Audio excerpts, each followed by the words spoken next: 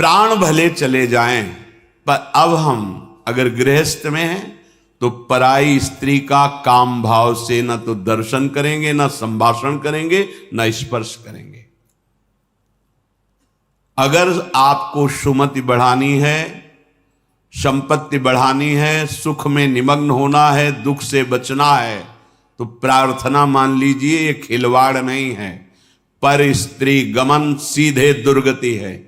जो कानून है वो कानून है, ये भगवत कानून है, वैदिक सिद्धांत है।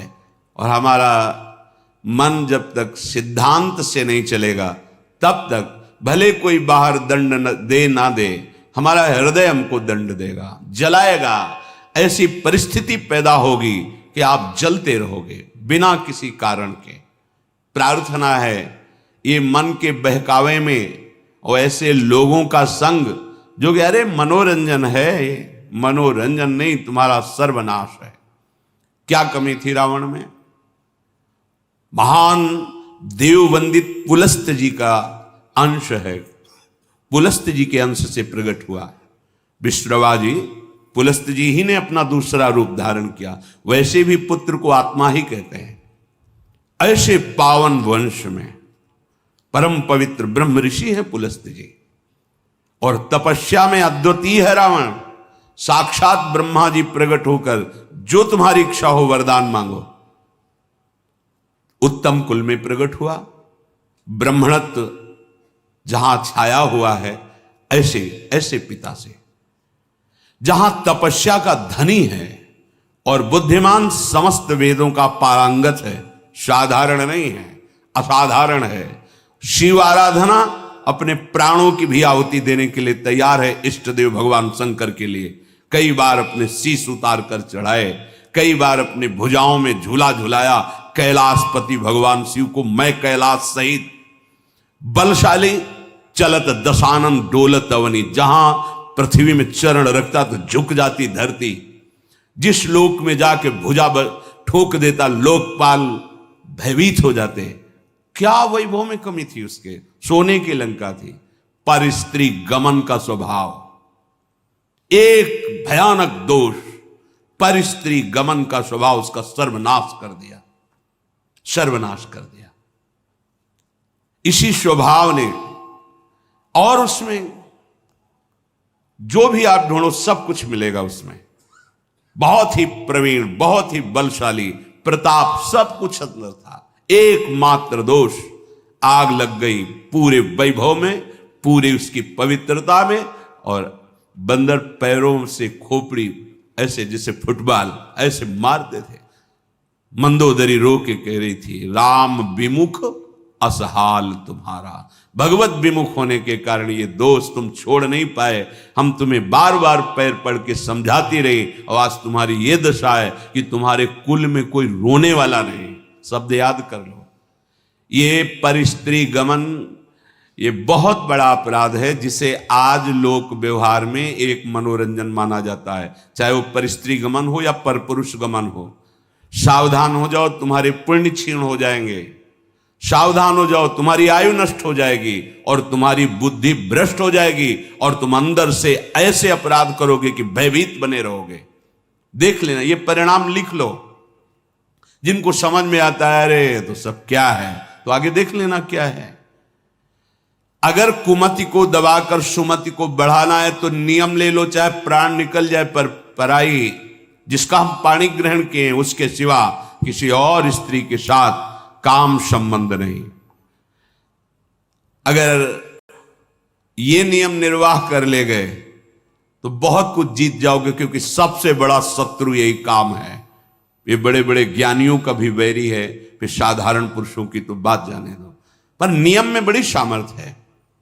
अगर ऐसा नियम ले लिया जाए तो निर्वाह हो सकता है। नाम जप कर रहे हैं, आप में सामर्थ्य आ जाएगी। प्राणांतेपि, प्राण त्याग सकता हूं, पर नासंगतिम, पर मैं किसी स्त्री का, पराई स्त्री का ऐसा संयोग नहीं कर सकता। विचर्यम स्त्रीणाम न, जो स्त्री आपसे गलत चेष्टा की भावना प्रस्तुत करे, बिल्कुल दूर हो जाओ।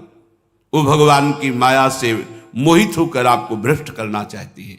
या जो पुरुष आपको ऐसा, तो आप कभी ये ना सोच ले कि बहुत सुंदर है हमें सुख मिलेगा। नहीं, आपके सुकृत नष्ट हो जाएंगे। ये घटना देखी हुई कहते हैं। नया ब्याह हुआ था, बड़ी सुंदर जोड़ी, बहुत हष्ट पुष्ट हो, बड़े जमींदार ब्राह्मण थे। बस मन को यदि हम प्रभु में नहीं लगाएंगे तो ये भोगों में संतुष्ट होगा ही नहीं, क्योंकि वहां कुछ है नहीं। हर क्रिया के बाद नवीन आशा, नवीन आशा, नवीन, फिर नवीन पुरुषों की आशा या नवीन स्त्रियों की आशा। इसका स्वभाव ऐसा है, ये नवम नवम भोगना चाहता है, क्योंकि सुख है नहीं। वहां एक उन्होंने नौकर रख लिया, और वो भी पूर्व का, उनके यहां का, जो लड़की पक्ष का था, वहां से मंगा के, शायद उसने शर्त रखी होगी कि वहां से रख लो। अब जैसा भी हो, अब वो वहां रहने लगा। अब उससे एक पुत्री प्रकट हुई, ना मां की आकृति ना पिता की आकृति।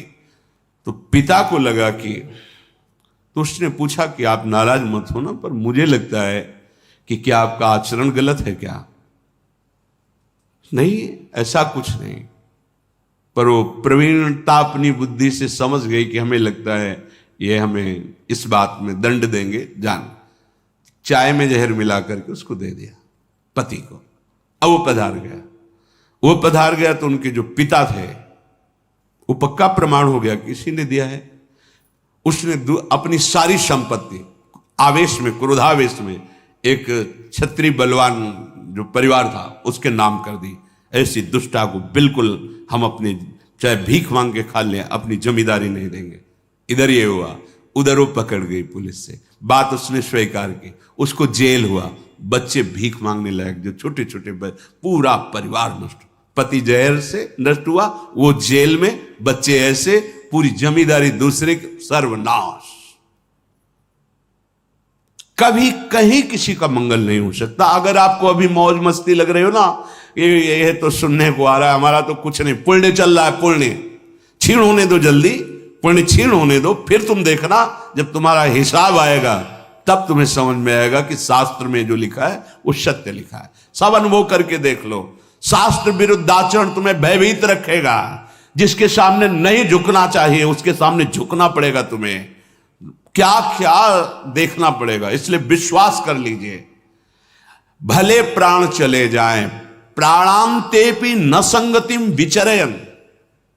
कैसी कैसी नीच बुद्धि आ जाती है, पूरे परिवार का नाश हो गया। कितना मंगलमय जीवन चल सकता है, कितने प्यार से दोनों रह सकते हैं, कितना भजन करके पूरे परिवार का उद्धार किया जा सकता है। अतिथि सेवा, साधु सेवा, गुरुजनों की, माता पिता की सेवा, धर्माचरण, और फिर भागवतिक प्रसन्नता के लिए संतानोत्पत्ति आदि। बड़ा मंगलमय गृहस्थ धर्म है। गृहस्थ धर्म का मतलब है एक परकोटी के अंदर रह करके शत्रुओं पर विजय प्राप्त करना, और विरक्त का मतलब खुले मैदान में ललकार करके शत्रुओं को परास्त करना। तो आदेश कर रहे हैं, विचरयन स्त्री नाम न तत्संगी नाम।